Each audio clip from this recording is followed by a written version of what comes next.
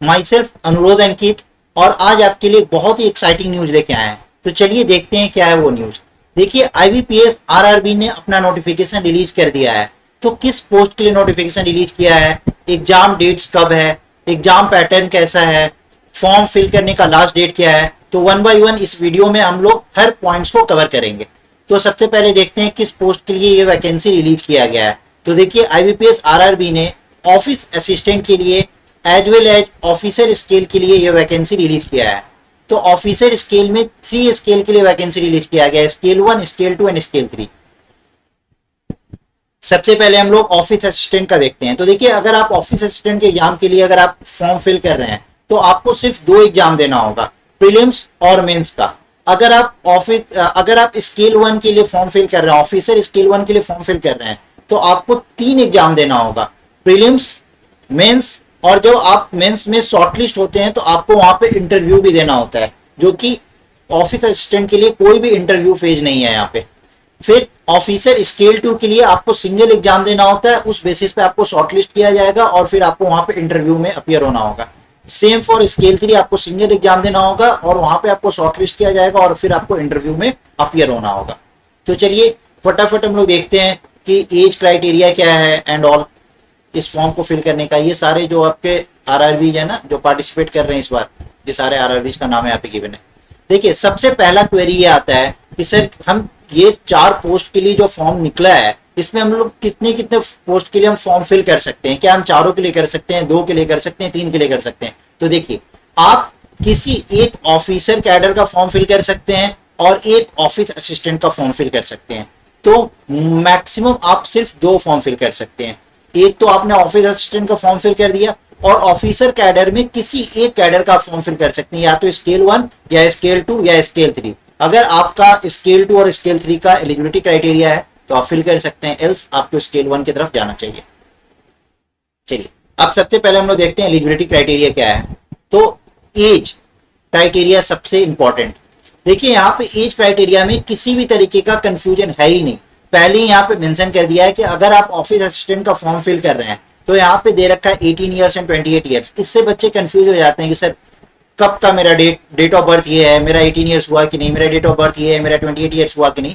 तो यहाँ पे क्लियरली मेंशन्ड है कि if you are born before 2 June 1994, अगर आपका 2 जून 1994 के पहले का जन्म है तो आप ऑफिस असिस्टेंट का फॉर्म फिल नहीं कर सकते हैं।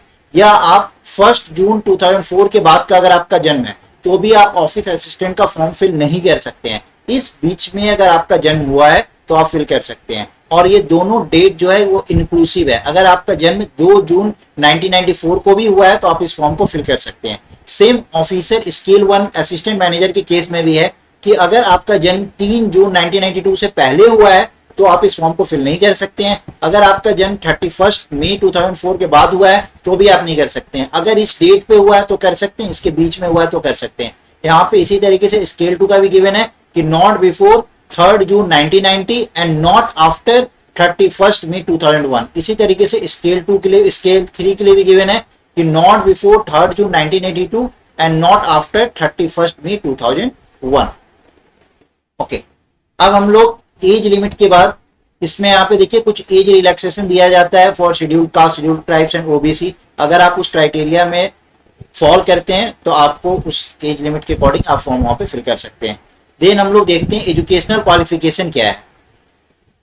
तो सबसे पहले एजुकेशनल क्वालिफिकेशन ऑफिस असिस्टेंट का। तो देखिए ऑफिस असिस्टेंट के लिए अगर आपके पास बैचलर डिग्री है किसी भी फील्ड में तो आप इस फॉर्म को फिल कर सकते हैं। यहाँ पे उस स्टेट का जो लोकल लैंग्वेज होगा आपको वहां पे उस लोकल लैंग्वेज का प्रोफिशिएंसी टेस्ट देना होता है। देखिए इस प्रोफिशिएंसी टेस्ट से पहले एक चीज मैं आपको बता दूं कि अगर आपने उस पर्टिकुलर स्टेट का आपके पास डोमिसाइल है और अगर आप उस पर्टिकुलर स्टेट से अगर आपने स्टेट बोर्ड दिया है, वहां के लोकल लैंग्वेज अगर आपका मैट्रिकुलेशन में था तो आपको वो प्रोफिशिएंसी टेस्ट देने की जरूरत नहीं है, एल्स आपको वहां का लोकल लैंग्वेज का प्रोफिशिएंसी टेस्ट देना होगा। ठीक है, ये ऑफिस असिस्टेंट के लिए है। यहाँ पे आप देख सकते हैं कि desirable working knowledge of computer है, ये डिजायरेबल है, ये एसेंशियल क्वालिफिकेशन नहीं है। देन स्केल 1 जो असिस्टेंट मैनेजर के लिए, यहाँ भी अगर आप ग्रेजुएट हैं किसी भी फील्ड में तो आप इस फॉर्म को फिल कर सकते हैं। यहाँ पे उन बच्चों को प्रेफरेंस दिया जाएगा जिनका ग्रेजुएशन एग्रीकल्चर, हॉर्टिकल्चर जैसे फील्ड में है। लेकिन आप यहाँ पे अगर आपने मेंस में अच्छा स्कोर किया है तो it will not matter to you. तो कोशिश करिए कि मेंस में आपका स्कोर अच्छा रहे। अगर आपने ये नहीं भी किया है, अगर आप सिंपल ग्रेजुएट हैं तो भी आप आराम से इस एग्जाम को क्लियर कर सकते हैं। देखिए फिर ऑफिसर स्केल 2 के लिए क्या है, तो आपके पास ग्रेजुएशन का डिग्री होना चाहिए, बट यहाँ पे कंडीशन है कि 50% मार्क्स होना चाहिए मिनिमम, और जो आपका एक्सपीरियंस होना चाहिए वो 2 साल का होना चाहिए किसी बैंक में या फाइनेंशियल इंस्टीट्यूशन में।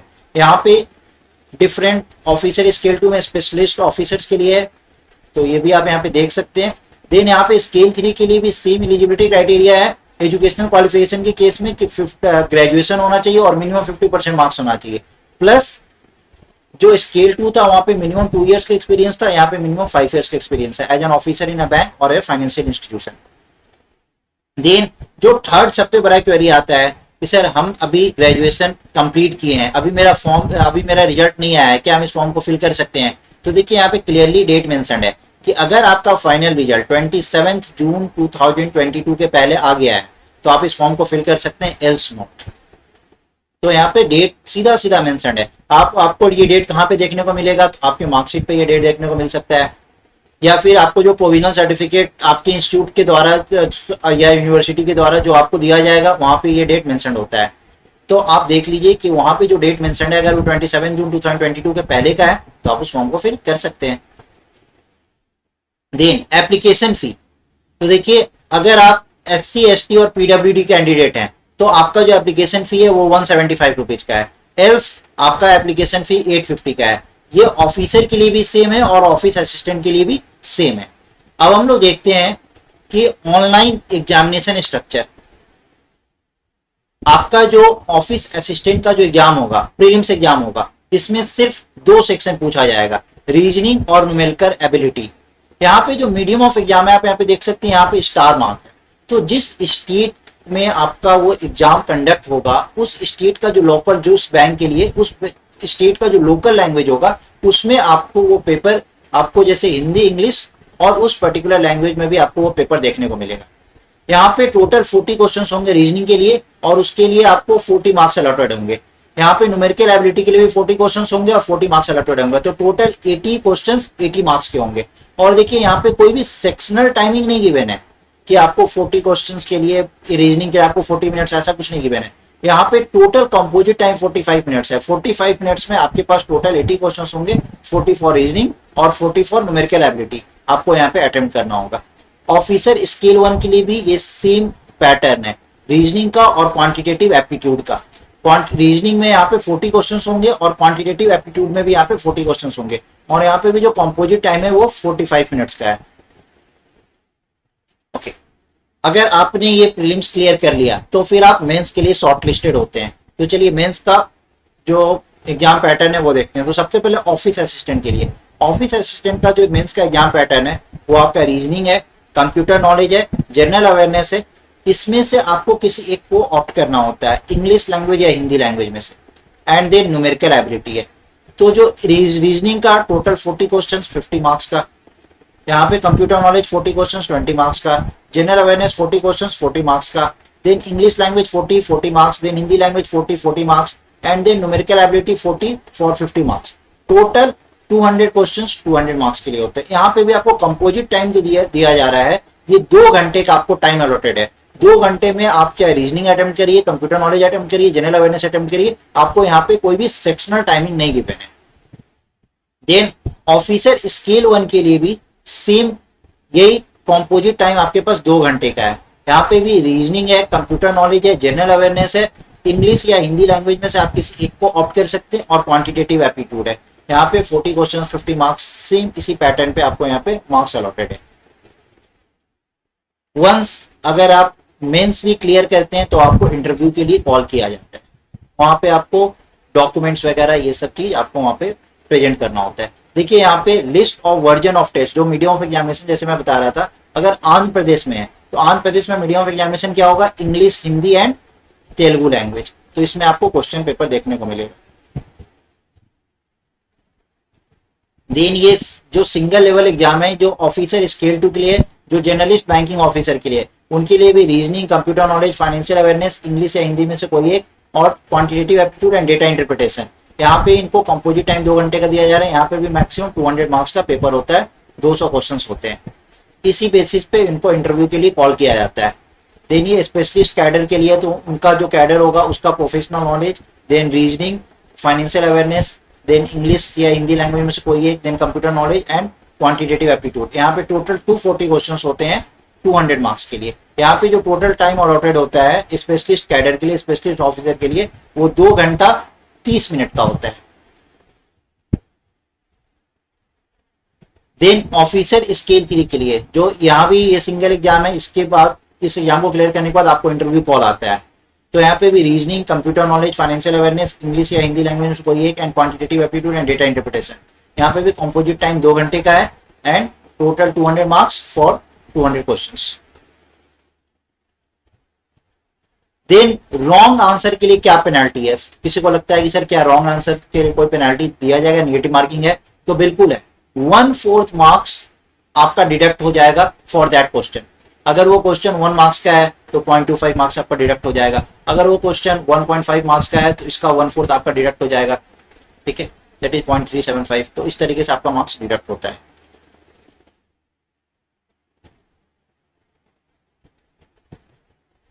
देखिए, जो आपका फाइनल मेरिट लिस्ट बनता है वो आपका मेंस और इंटरव्यू के मार्क के बेसिस पे ही बनेगा। जो आपका final merit list office assistant के लिए बनेगा वो सिर्फ और सिर्फ आपका मेंस एग्जामिनेशन पे डिपेंड करेगा। प्रीलिम्स का एग्जाम जो आपका मार्क्स होता है वो आपके मेरिट लिस्ट के लिए काउंट नहीं किया जाता है। ऑफिसर स्केल 1 के लिए आपका जो मेंस का मार्क्स होगा और जो इंटरव्यू का मार्क्स जो होगा उस बेसिस पे आपका फाइनल मेरिट लिस्ट डिसाइड किया जाएगा।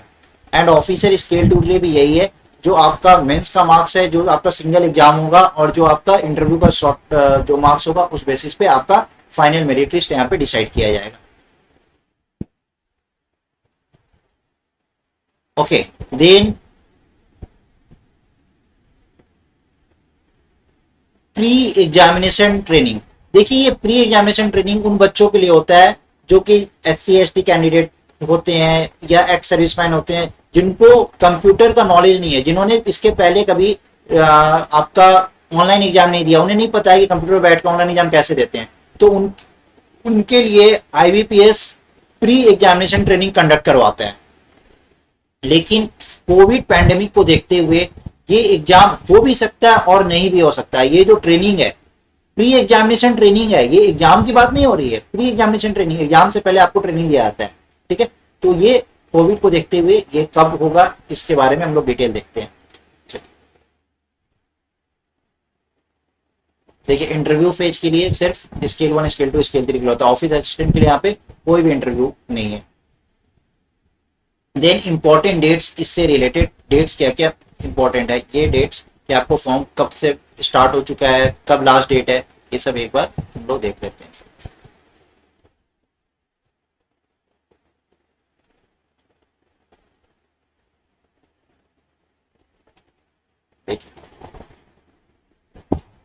जो ऑनलाइन रजिस्ट्रेशन है वो स्टार्ट हो चुका है फ्रॉम 7 जून और इसका लास्ट डेट है फॉर्म फिल करने का 27 जून।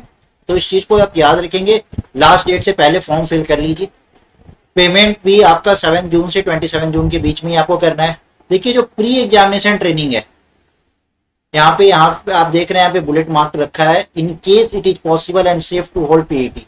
कोविड को देखते हुए पीईटी कंडक्ट कराया जाएगा कि नहीं कराया जाएगा, ये कोविड को देखते हुए पता चलेगा। तो अगर पीईटी होता है तो उसका जो कॉल लेटर आप डाउनलोड करेंगे वो उसका टेंटेटिव डेट क्या है, तो 9 जुलाई 2002। जो प्री एग्जामिनेशन ट्रेनिंग जो कंडक्ट होगा ये है 18 जुलाई 2022 से 23 जुलाई 2022।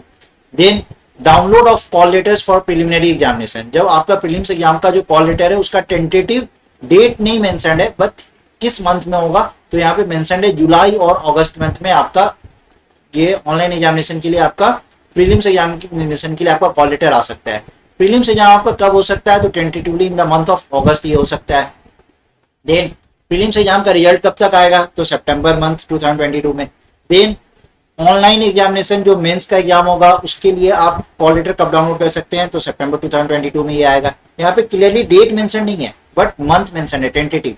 देन ऑनलाइन एग्जामिनेशन कब होगा मेंस का, तो ये सितंबर या अक्टूबर में हो सकता है। उसका रिजल्ट कब डिक्लेयर होगा, तो अक्टूबर में इसका रिजल्ट डिक्लेयर हो सकता है। इंटरव्यू के लिए आपको कब कॉल किया जा सकता है, तो ये भी अक्टूबर नवंबर में आपको कॉल किया जा सकता है। और जो आपका प्रोविजनल अलॉटमेंट होगा ये कब होगा, तो ये जनवरी में होगा इन 2023।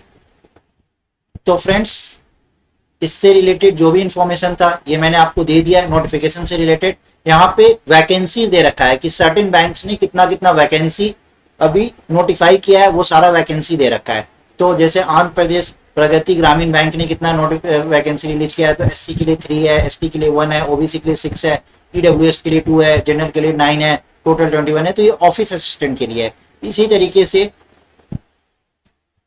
यहाँ पे ऑफिसर स्केल 1 के लिए भी वैकेंसी रिलीज किया गया है। सो फ्रेंड्स,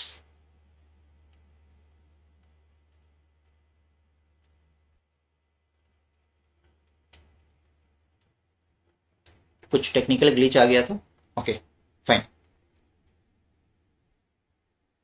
तो मैंने आपको इस नोटिफिकेशन से रिलेटेड जो भी इंफॉर्मेशन था वो मैंने आपको इंफॉर्मेशन डिलीवर कर दिया है। आप लोग फटाफट इस फॉर्म को फिल कर लीजिए। आपको इस नोटिफिकेशन का पीडीएफ इस वीडियो के डिस्क्रिप्शन बॉक्स में मिल जाएगा।